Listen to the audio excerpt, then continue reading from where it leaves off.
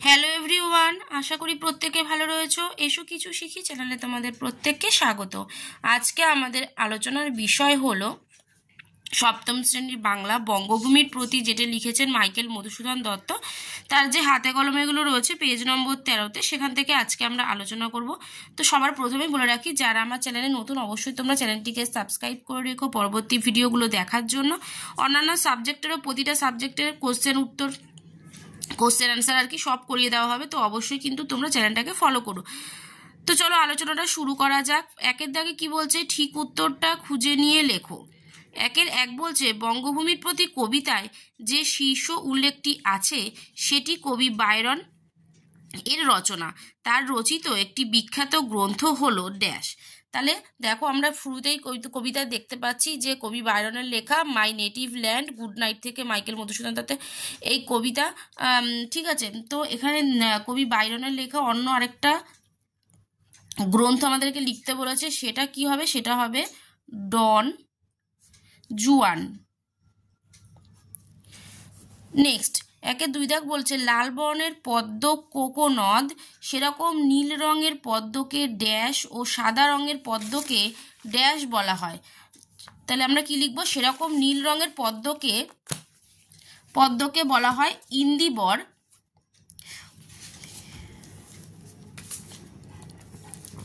আর নীল রঙের পদ্মকে বলা হয় পুণ্ডরিক। তাহলে নীল রঙের পদ্মকে কি বলা হয়? ইন্দিবর, আর সাদা রঙের পদ্মকে বলা হয় হচ্ছে পুণ্ডরিক। ঠিক আছে, তো এবার চলে আসছি দুইয়ের দাগে। বলছে সংক্ষিপ্ত উত্তর দাও। দুইয়ের এক বলছে, এ মিনতি করি পদে কবি কার কাছে কি প্রার্থনা জানিয়েছেন? তাহলে উত্তরটা দেখো, এভাবে লিখবো। কবি মধুসূদন দত্ত বিলেত যাওয়ার আগে বঙ্গভূমিকে মা বলে সম্বোধন করে তার কাছে প্রার্থনা জানিয়েছেন যে তিনি যেন কবিকে মনে রাখেন। বিদেশে বসবাসকালে জীবনাবসান ঘটলেও কবি দুঃখ পাবে না যদি বঙ্গজননী তাকে মনে রাখেন। নেক্সট কোশ্চেন বলছে, সেই ধন্য নরকুলে। কোন মানুষ নরকুলে ধন্য হন? তো উত্তর হবে, কবি মনে করেন মৃত্যুর পর যে মানুষকে কেউ ভুলে যায় না নরকুলে, সেই ব্যক্তি ধন্য। এবার চলে আসছি আমরা, দেখো তিনের দাগে কি বলছে? গদ্যরূপ লেখো।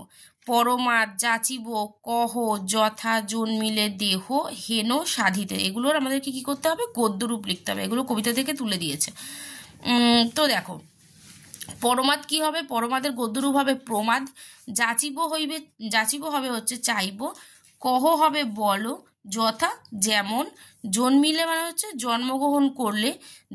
দেহ মানে হচ্ছে দাও। হেন মানে হচ্ছে এমন। সাধিতে মানে হচ্ছে সম্পন্ন করলে। ঠিক আছে, এবার আসবো চারের দাগে। কি বলছে? চারের দাগে আমাদেরকে বলছে শূন্যস্থানে উপযুক্ত বিশেষণ বসাতে বলেছে। ড্যাশ মন্দির, ড্যাশ হ্রদ, ড্যাশ তামরস। ঠিক আছে, তাহলে দেখো চারের দাগটা কি লিখবো? ড্যাশ মন্দির লিখবো হচ্ছে মনের মন্দির। ড্যাশ হ্রদ ছিল, এটা হবে অমৃত হ্রদ। ড্যাশ তামরস, এটা হবে মধুময় তামরস। এবার আসছি আমরা পাঁচের দাগে বলছে পদ পরিবর্তন করে বাক্য রচনা করো।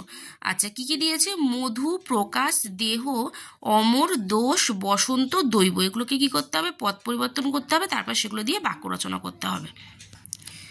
তাহলে দেখো, মধুর আগে আমরা পদ পরিবর্তন করি। মধু কি হবে? মধুর। পদ পরিবর্তন করলে সেটা হয়ে যাবে মধুর। বাক্য রচনা কি লিখেছি? কোকিলের মধুর ধ্বনি শুনতে ভালো লাগে। যেগুলো দিয়ে আমরা বাক্য রচনা করব সেগুলো তলে একটা আন্ডারলাইন করে দেবো। ঠিক আছে, নেক্সট কি দিয়েছে? প্রকাশ পদ পরিবর্তন করলে হবে প্রকাশ্য। বাক্য রচনা হলো, বর্তমানে প্রকাশ্য দিবালোকে ছিনতাই হয়ে যাচ্ছে। নেক্সট কি আছে? দেহ পদ পরিবর্তনে হবে দৈহিক। ব্যায়াম করলে দৈহিক শক্তি বৃদ্ধি পায়। তাহলে দৈহিকের তলায় আন্ডারলাইন করলাম। নেক্সট আছে অমর পদ পরিবর্তন করলে হবে অমরত্ব। উত্তর লিখব, দেবতারা অমৃত পান করে অমরত্ব লাভ করেছিলেন। নেক্সট আছে দোষ হবে দোষী। সমাজে দোষী ব্যক্তি সাজা হওয়া দরকার। নেক্সট আছে বসন্ত, পদ পরিবর্তনে হবে বাসন্তী। সরস্বতী পুজোয় বেশিরভাগ বাচ্চারা বাসন্তী রঙের শাড়ি পরে। তারপরে আছে দৈব পদ পরিবর্তনে হবে দেব। কি লিখবো? সাধারণ মানুষের বিশ্বাস দেবদেবীরা স্বর্গে বাস করেন। এবার দেখো আসছি 6 দাগে। 6 দাগে বলছে যে বিপরীতার্থক শব্দ লেখো। কি কি দিয়েছে? প্রবাস, অমর, স্থির, জীবন, অমৃত। এগুলো আমরা বিপরীত শব্দ লিখতে হবে। তাহলে দেখো প্রবাস কি হবে? প্রবাস হবে স্বদেশ, অমর হবে ক্ষণস্থায়ী, স্থির হবে অস্থির, জীবন মরণ, অমৃত গরল। এবার চলে আসছি আমরা 7 নম্বরে। 7 নম্বরে কি বলছে দেখো, পরমাদ শব্দটি কোন মূল শব্দ থেকে এসেছে? তাহলে উত্তর হবে পরমাদ শব্দটি প্রমাদ শব্দ থেকে এসেছে। এবার আসছি 8 নম্বরে, বলছে কবি নিজেকে বঙ্গভূমির দাস বলার মধ্যে দিয়ে তার কোন মনোভাবের পরিচয় মেলে? উত্তর হবে কবি মাইকেল মধুসূদন দত্ত দেশের সেবা করার জন্য অত্যন্ত আগ্রহী এবং নিজের প্রাণও দেশমাতার কাছে নিবেদন করতে চান, তাই তিনি নিজেকে বঙ্গভূমির সেবক রূপে উল্লেখ করেছেন। 9 দাগে বলছে মধুহীন করো না গো। মধু শব্দটি কোন দুটি অর্থে প্রযুক্ত হয়েছে? তাহলে দেখো মধু শব্দটি দুটি অর্থে ব্যবহৃত হয়েছে, যথা এক হচ্ছে কবি মাইকেল মধুসূদন দত্ত নিজে, 2 হচ্ছে মধু হলো পুষ্পরস অর্থাৎ পদ্মকে মধুশূন্য করতে না করেছে। নেক্সট 10 নাম্বার, কবিতা থেকে 5টি উপমা বা তুলনামূলক শব্দ খুঁজে নিয়ে লেখো। তাহলে কি হবে দেখো, কবিতা থেকে 5টা শব্দ: জীবন তারা, জীবন নদ, অমৃত হ্রদ, মনের মন্দির, স্মৃতি জল।